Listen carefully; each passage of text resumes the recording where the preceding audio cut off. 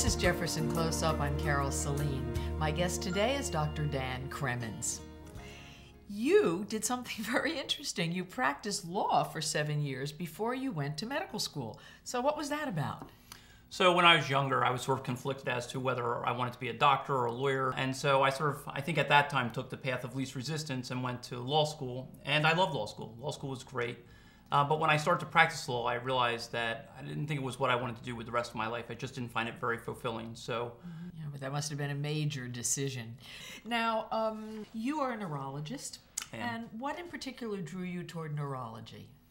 So neurology for me was exciting because it was a real combination of the body and the mind. And unlike some other areas like pure medicine or pure psychiatry, I found that neurology really combined those two interests nicely. And you specialize in neurodegenerative diseases. Could you describe what that is?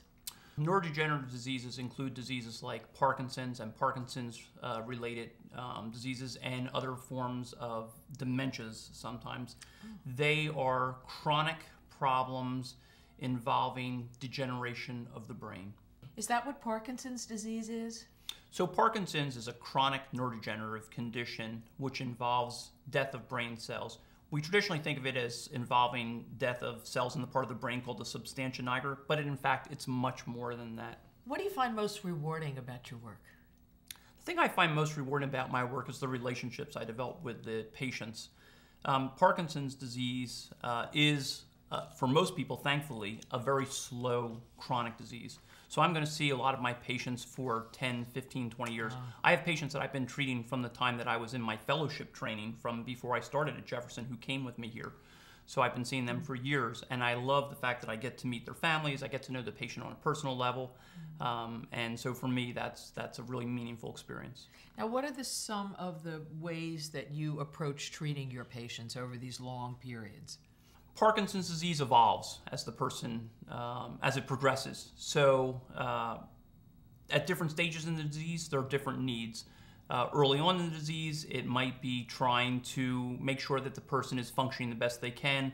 Later in the disease, they might want to be able to try and keep working, so we have to set certain goals. So what should someone look for in choosing a doctor for their Parkinson's?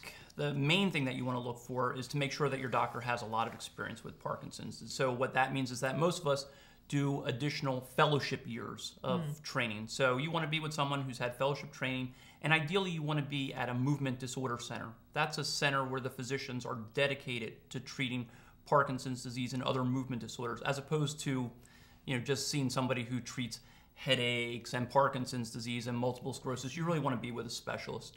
And there is a big movement disorders center here at Jefferson. And what would you say is special about what you offer to patients?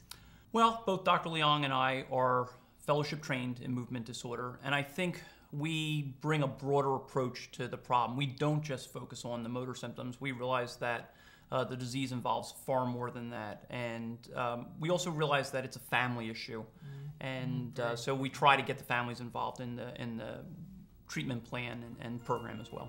Sounds like a very comprehensive approach. That's our goal. Thanks for coming in. Thanks very much.